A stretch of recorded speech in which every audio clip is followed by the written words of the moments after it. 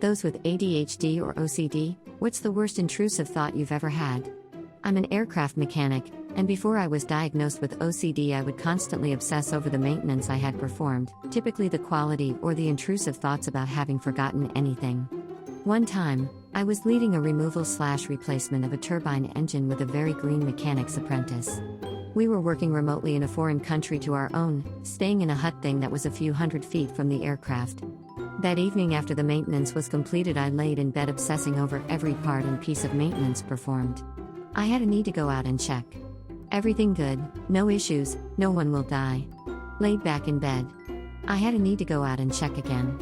Everything still good, nothing forgot, no one will die. Laid back in bed. Still doesn't feel right. Go back out, check again, everything still good, still exactly as was supposed to be. Laid back down. I repeated that process all fucking night long. When the sun started coming up, I finally fell asleep. Roughly 2 hours later I woke up, took a shower and checked again. Ate breakfast, checked again.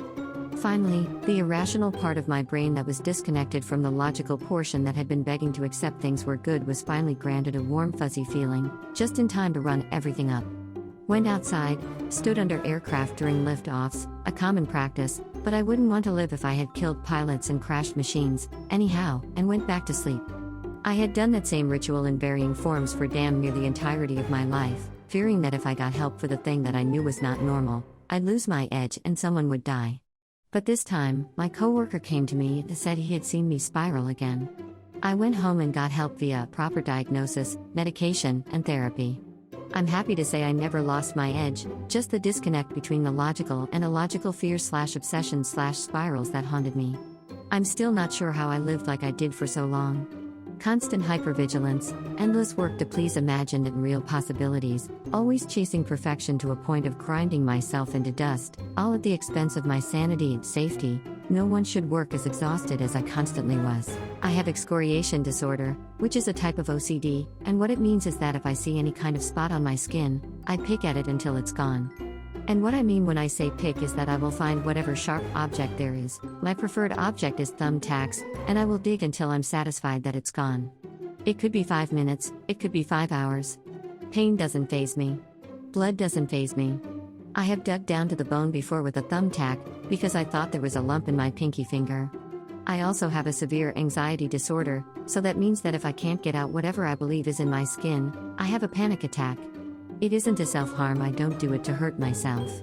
I just do it because I can't relax until I get out whatever I think is on/in my skin. I haven't had a severe picking episode in about 9 months, thanks to really good meds and mental health care. But yeah, without that, the intrusive thought that something is in there, and I have to get it out would destroy me. My OCD is pretty bad all the time, but it really spikes for me postpartum. Something about the combination of being off my meds, the hormone crash, and the sleep deprivation and responsibility of a newborn just puts it in overdrive.